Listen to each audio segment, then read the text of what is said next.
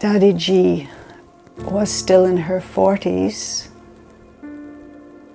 when she took over the leadership of the Brahma Kumaris.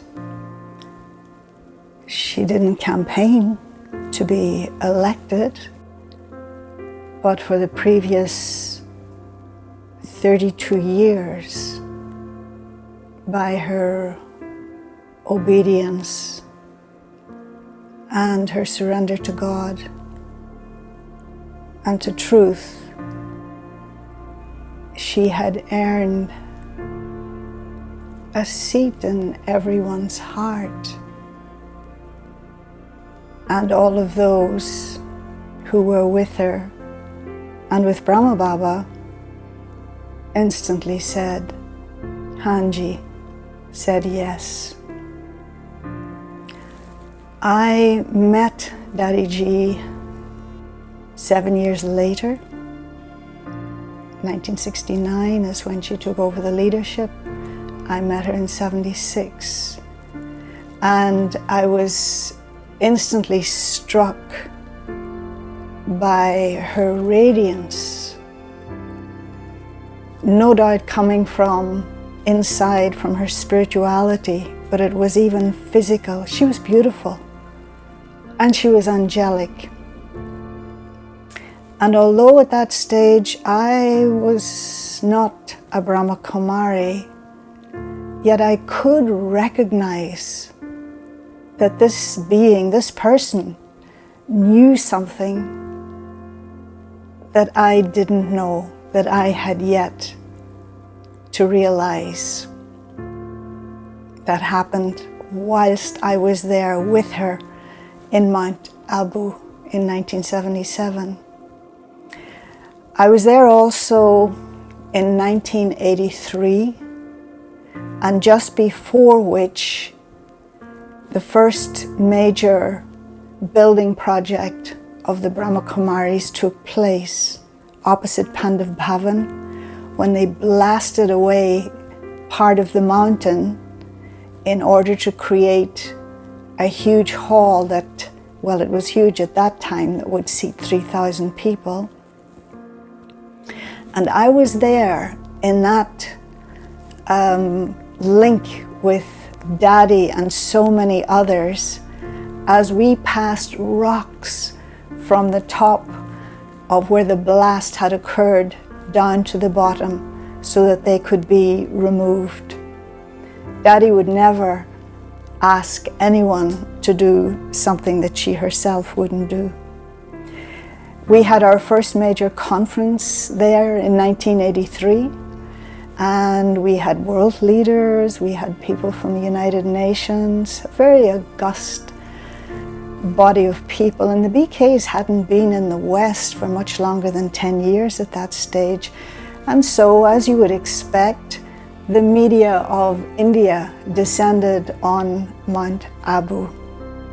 And I do recall one question that they asked Dadi Ji, and that was, why in this institution women? And Dadi, with great humility, again for which she was renowned, simply said, you know, for thousands of years, spirituality, religion has always been the domain of man. And yet, we never asked, why men? You can imagine the journalist didn't have a follow-up question. And so, when you met Dadi, it was as if you were embraced by her kindness. And she wasn't just seeing you as a child of God, but no, her consciousness came across as though she was saying, this is my father's child.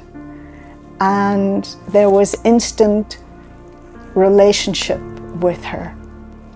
And I was actually at that time in London, And I was staying with Daddy Janki. Daddy Janki was my primary beloved inspirational teacher. But every now and again, when I was perhaps not conforming in the small things like regulation, dress code or something like that, Daddy Janki would pull my ears. And it often felt like as if, you know, she was the mother and that, you know, you had to be a certain way to reflect who your mother was. But then you would go to Daddy G, and Daddy G wouldn't see any irregularity. Daddy, with great love and kindness, would just embrace you. And it always felt from Daddy G that I, whoever it happened to be, was the favorite child of the grandmother. And then on one occasion, because although there was no doubt that she was the embodiment of love, she was also the embodiment of the law. And once another young sister and myself were misbehaving, I suppose. We were teasing one of the older brothers. We didn't think we were doing anything untoward. But Daddy, who had been in meditation, stood up and she cautioned us in no uncertain terms that what we were doing was disrespectful. And so on the one hand, we were feeling chastised because it was in a gathering, but more importantly, the fact that we were the reason that Daddy had to come out of her meditation in order to set us straight. And so the next day, my friend and I went to meet Daddy G, who happened to be sitting in the courtyard. And she met us as usual with great love, and we're beginning to apologize to her, and she instantly stopped us. She said, "Past is past." And she wasn't just doing it in a token way or doing lip service to it. She genuinely had let go of it instantly. And you know, she knew the power of her own persona to bring about recognition, realization, and immediate change in others. And this I also loved her for. I saw her just a few months before she passed away, and even though there was physical deterioration, nothing she could do about it, but it seemed to me that despite that she wasn't being tested. It was we who were observing that were being tested. And what I could also see, that despite any impairment, Daddy's essential nature, her deepest sanskars, which were of love for God, love for humanity, never changed. They never changed, and the lightness was also still there. And there are many slogans attributed to Dadi, but I think the one that is most meaningful for me is a response to a question that she was asked as to how she, as a single person, could be not only responsible for the nurturing, the growth, the development of this worldwide organization, and yet remain so light about it all. And Dadi's answer was very simple.